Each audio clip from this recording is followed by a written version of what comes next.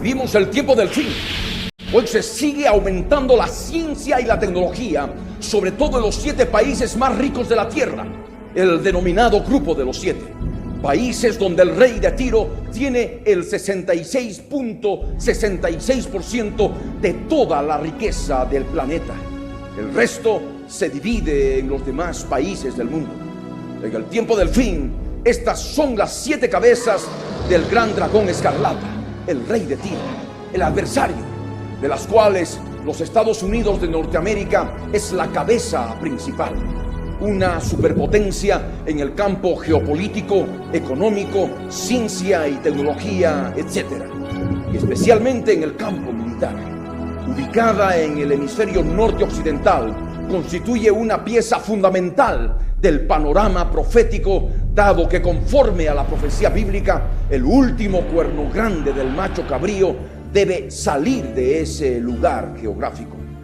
El macho cabrío es el rey que gobierna la cultura griega desde el mundo espiritual demoníaco que en la actualidad ha llegado a cubrir toda la tierra a través de sus 4 cuernos. Los Estados Unidos de América es una nación llena de cultura griega. Son los principales de entre los hijos de Grecia por excelencia. Su democracia, sus periodos democráticos eleccionarios cada 4 años, sus edificaciones gubernamentales de estricto estilo arquitectónico griego, sus artistas hollywoodenses, símbolo del drama, la comedia y la tragedia griega, etc., son solamente algunos ejemplos de la presencia cultural y espiritual intangible del macho cabrío, en especial en el norte occidental de los Estados Unidos. El estado de Washington, cuya capital es Olimpia, cuyo nombre es el mismo que el de la madre de Alejandro III, el gran cuerno notable del macho cabrío, quien conforme a la profecía de Daniel, con más de 2 siglos de anticipación, tenía que conquistar el imperio medo-persa y que tendría que morir muy joven, quebrándose el gran cuerno notable, estando en su mayor fuerza.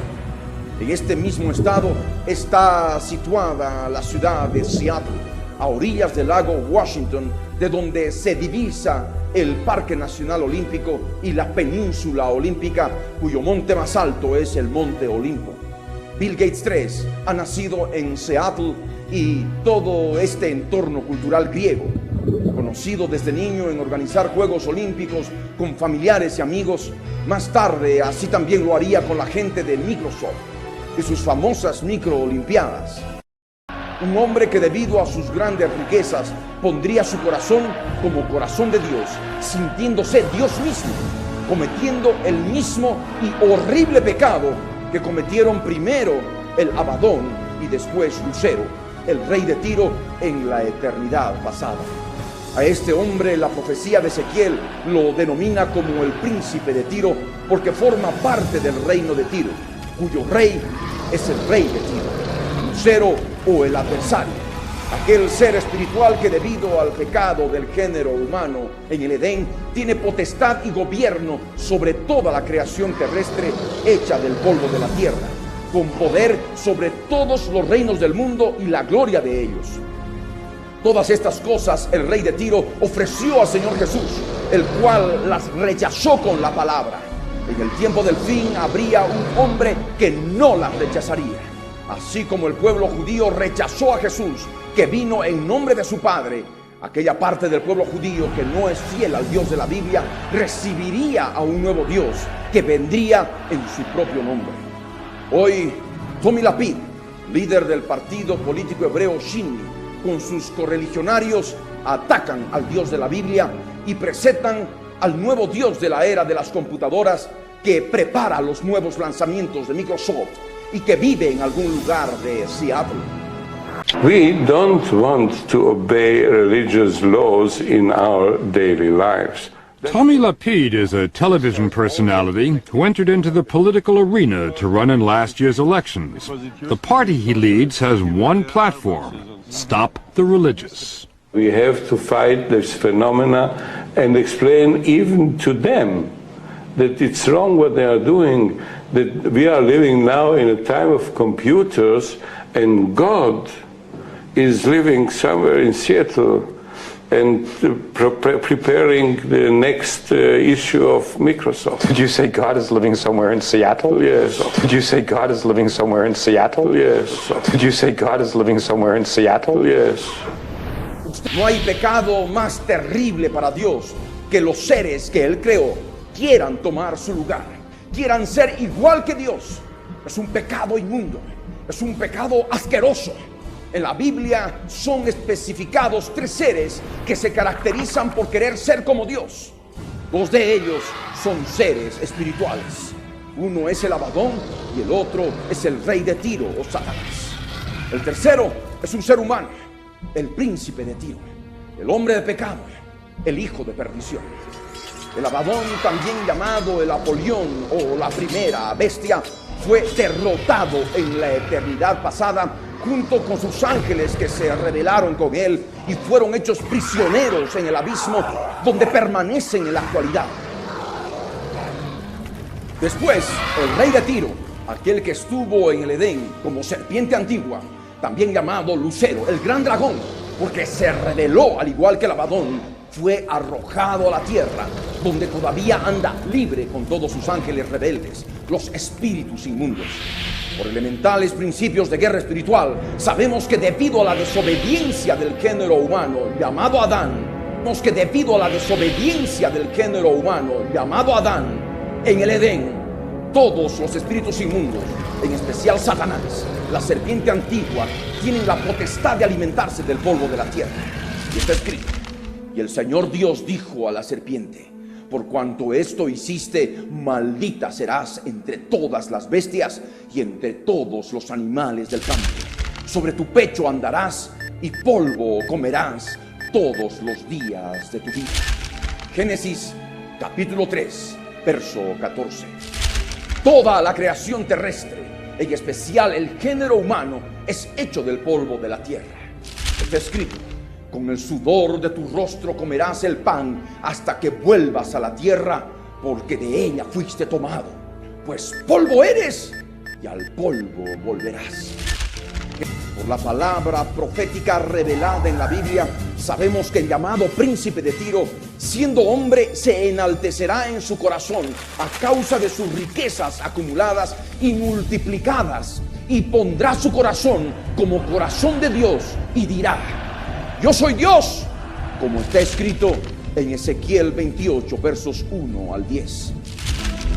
Vino a mí palabra del Señor, diciendo: hijo de hombre, di al príncipe de Tiro, así ha dicho el Señor, por cuanto se enalteció tu corazón y dijiste: yo soy un Dios, en el trono de Dios estoy sentado en medio de los mares, siendo tú hombre y no Dios, y has puesto tu corazón como corazón de Dios. He aquí que tú eres más sabio que Daniel.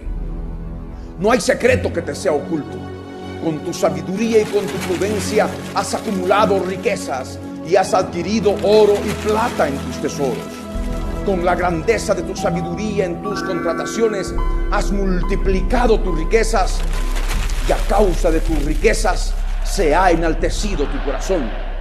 Por tanto, así ha dicho el Señor: por cuanto pusiste tu corazón como corazón de Dios, por tanto, he aquí yo traigo sobre ti extranjeros, los fuertes de las naciones, que desenvainarán sus espadas contra la hermosura de tu sabiduría y mancharán tu esplendor. Al sepulcro te harán descender y morirás con la muerte de los que mueren en medio de los mares. Hablarás delante del que te mate diciendo: yo soy Dios. Tu hombre eres, sino Dios en la mano de tu matador. De muerte de incircuncisos morirás, por mano de extranjeros, porque yo he hablado, dice el Señor. Ezequiel 28, versos 1 al 10. El príncipe de Tiro no es otro que el hombre de pecado, el hijo de perdición, aquel que se ha de sentar en el tercer templo judío como Dios, haciéndose pasar por Dios, cuya identidad tenía que ser revelada previamente para que suceda el arrebatamiento, nuestra reunión con Jesús en las nubes, tal como nos pide que recordemos el Espíritu Santo a través de los escritos del apóstol Pablo, como está escrito: pero con respecto a la venida de nuestro Señor Jesucristo y nuestra reunión con Él, os rogamos, hermanos, que no os dejéis mover fácilmente de vuestro modo de pensar, ni os conturbéis, ni por espíritu, ni por palabra, ni por carta, como si fuera nuestra, en el sentido de que el día del Señor está cerca. Nadie os engañe en ninguna manera, porque no vendrá sin que antes venga la apostasía y se manifieste. Griego, apocalipto, que significa revelado. El hombre de pecado, el hijo de perdición, el cual se opone y se levanta contra todo lo que se llama Dios o es objeto de culto, tanto que se sienta en el templo de Dios como Dios, haciéndose pasar por Dios. ¿No os acordáis que cuando yo estaba todavía con vosotros, os decía esto? Segunda Tesalonicenses capítulo 2, versos 1 al 5. En esta cita bíblica, la palabra manifieste se traduce del griego apocalipto, que literalmente significa revelado, lo cual implica una revelación iniciada en nuestro espíritu por obra del Espíritu Santo y que luego se manifiesta con plena evidencia lógica a nuestros sentidos para que podamos verlo con nuestros ojos, podamos oírlo con nuestros oídos y entenderlo con la mente del alma. La profecía del apóstol Pablo nos dice que el que ha de venir es un hombre. El profeta Ezequiel dice que el príncipe de Tiro es un hombre. Repito, es un hombre. Es llamado el hombre de pecado porque siendo hombre se sentará en el tercer templo judío como Dios, haciéndose pasar por Dios. Este es su principal pecado. Pondrá su trono y se sentará en el lugar santo del tercer templo, en el monte del templo en Jerusalén, situada entre el mar Mediterráneo y el mar Muerto, como nos profetiza Ezequiel. La usurpación del príncipe de Tiro, conforme a la Biblia, llegará a tal extremo que, como hemos visto, se sentará en su trono, en el lugar santo del tercer templo judío, que se ha de construir pronto en el monte santo de Dios, el monte del templo en Jerusalén, que se encuentra en medio de los mares, entre el mar Mediterráneo y el mar Muerto. En la actualidad, el monte del templo está bajo soberanía israelí desde la guerra de los 6 días, pero los palestinos musulmanes, que tienen jurisdicción sobre la cúpula de la roca, han impedido cualquier excavación y por supuesto cualquier construcción e inclusive algún acto de soberanía como el que realizó Ariel Sharon en septiembre del año 2000, dando lugar a la llamada Segunda Intifada de los palestinos, que continúa hasta hoy y que es otra más de las devastaciones producto de la guerra por la ciudad santa que se han llevado a cabo a través de estos siglos, correspondientes al periodo intermedio de la profecía de las 70 semanas. Sabemos por la profecía que pronto se ha de poner fin a las devastaciones producto de la guerra por la ciudad de Jerusalén, para lograr paz y seguridad en el mundo, empezando con el Medio Oriente. Y está escrito: 70 semanas están determinadas sobre tu pueblo y sobre tu santa ciudad, para terminar la prevaricación y poner fin al pecado y expiar la iniquidad, para traer la justicia perdurable y sellar la visión y la profecía y ungir al santo de los santos. Sabe pues y entiende que desde la salida de la orden para restaurar y edificar a Jerusalén hasta el Mesías príncipe habrá 7 semanas y 62 semanas. Se volverá a edificar la plaza y el muro en tiempos angustiosos. Y después de las 62 semanas se quitará la vida al Mesías, mas no por sí. Y el pueblo de un príncipe que ha de venir destruirá la ciudad y el santuario, y su fin será con inundación, y hasta el fin de la guerra durarán las devastaciones. Y por otra semana confirmará el pacto con muchos. A la mitad de la semana hará cesar el sacrificio y la ofrenda. Y con la muchedumbre de las abominaciones vendrá el desolador, hasta que venga la consumación y lo que está determinado se derrame sobre el desolador. Daniel capítulo 9, versos 24 al 27. Así empezará la semana 70. Los últimos 2520 días de esta sexta edad será el Estado palestino, a condición de que los judíos construyan su tercer templo en la explanada norte del monte del templo. Se habrá cumplido la palabra profética más segura a plena cabalidad. Esto será una realidad. El jefe de la misión de la Organización para la Liberación de Palestina ante el gobierno de los Estados Unidos, Hassan Abdel Rahman, en agosto del 2000, en el programa Foro Interamericano de la cadena norteamericana WorldNet, afirmó claramente que los palestinos les permitirán construir a los judíos su tercer templo en el monte del templo a condición del Tratado de Paz y de la fundación del Estado palestino. Leamos con detenimiento lo que se dijo en este extracto del programa Foro Interamericano y lo que sustenta mis afirmaciones.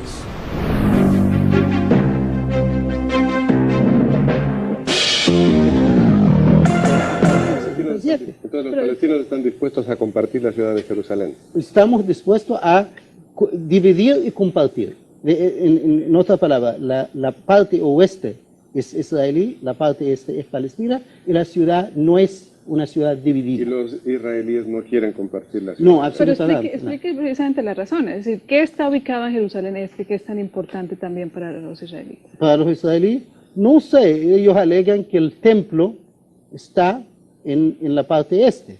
Pero claro, aunque se fuera al templo, nosotros estamos considerando que darles acceso al templo, pero no a la ciudad como tal. Así se dividirá oficialmente el monte del templo en dos.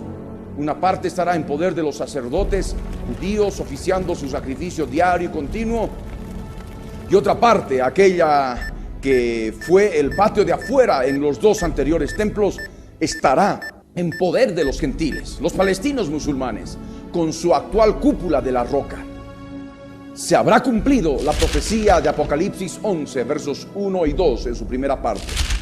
Entonces me fue dada una caña semejante a una vara de medir, y se me dijo: levántate y mide el templo de Dios, y el altar, y a los que adoran en él. Pero el patio que está fuera del templo, déjalo aparte y no lo midas, porque ha sido entregado a los gentiles. Apocalipsis capítulo 11, versos 1 y 2 en su primera parte. Con el tercer templo edificado se habrá preparado el escenario final, en que el hombre de pecado, siendo presidente de los Estados Unidos, en visita diplomática el día 1230 de la semana 70 y en conspiración inmunda con el líder del partido político prevaricador y sus parlamentarios violadores del viejo pacto santo y todos los judíos antiortodoxos y anti-ultraortodoxos que votan por su líder en las elecciones israelíes, los que la profecía llama prevaricadores, le entregarán el tercer templo para que sea profanado el lugar santo, haciendo cesar el sacrificio diario y continuo de los sacerdotes judíos, pues estos prevaricadores lo recibirán como Dios. Y está escrito: y a causa de la prevaricación le fue entregado el ejército junto con el continuo sacrificio, y echó por tierra la verdad, e hizo cuanto quiso y prosperó. Daniel capítulo 8, verso 12. Asimismo le entregarán el Tzahal, el ejército más poderoso del Medio Oriente, el que se cree Dios siendo un simple hombre y que vive en Seattle preparando el próximo lanzamiento de Microsoft. Es amante de la política y sabe muy bien que mientras Israel tenga poderío nuclear, no ha de poder invadirlo como tiene pensado en su corazón. Así sea con el ejército más poderoso del mundo, es decir, de los Estados Unidos de América. Por eso, como está profetizado por el cuerno grande del macho cabrío, este tiene que crecer política y religiosamente en la tierra gloriosa, en la tierra de Israel. El cuerno grande de Seattle, con su partido político de prevaricadores que lo promocionan y adoran como Dios, lograrán que se firme el pacto final de paz y seguridad en el Medio Oriente, haciendo que el incauto Estado de Israel se comprometa a desmantelar su ejército desde el primer día de la semana 70. Así, para cuando la abominación desoladora que habló el profeta Daniel, que es el mismo Cuerno Grande de Seattle, como presidente y dictador de Estados Unidos, viaje a Jerusalén en esa visita diplomática, entendiéndose con los políticos que hayan abandonado el pacto santo con el Dios de Israel, profanará intempestivamente el tercer templo y desalojará abruptamente a los indefensos sacerdotes judíos, como está escrito, y volverá y se enojará contra el pacto santo y hará según su voluntad.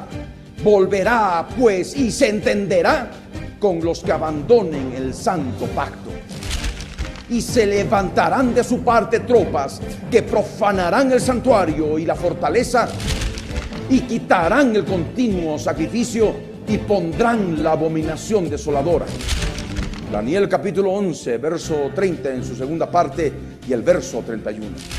Asimismo recibirá un ejército de Israel que para ese día 1230 estará totalmente desmantelado y sin armas nucleares, como está escrito y profetizado, para que en el día 1260, cuando se produzca la invasión de Gog con tropas multinacionales, la tierra de Israel sea una tierra indefensa. Así ha dicho Dios el Señor. En aquel día subirán palabras en tu corazón y concebirás mal pensamiento y dirás: subiré contra una tierra indefensa, iré contra gentes tranquilas que habitan confiadamente.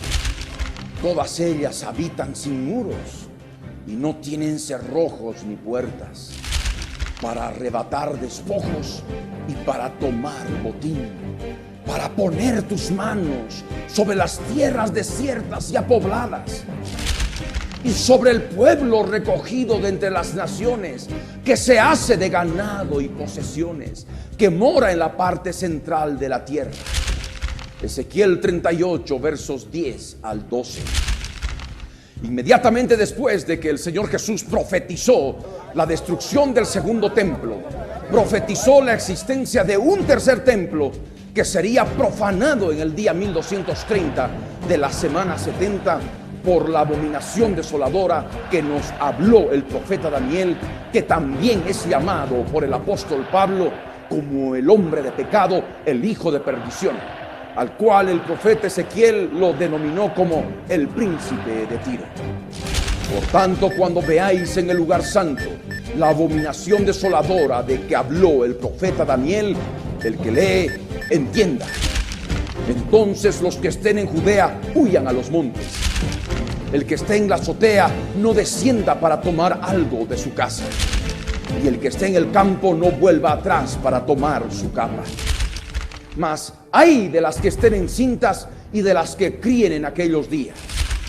Orad pues que vuestra huida no sea en invierno ni en día de reposo, porque habrá entonces gran tribulación, cual no la ha habido desde el principio del mundo hasta ahora, ni la habrá. Y si aquellos días no fuesen acortados, nadie sería salvo, mas por causa de los escogidos, aquellos días serán acortados.